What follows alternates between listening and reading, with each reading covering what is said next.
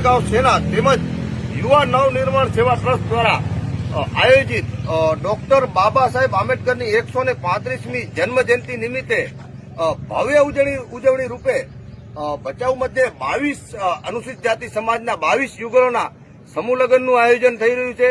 તેમજ સાથે સાથે ડોક્ટર બાબા સાહેબ આંબેડકરની જન્મજયંતિની ઉજવણી રૂપે એક ભવ્ય રેલી અને લાઈવ રોડ શો થઈ રહ્યું છે.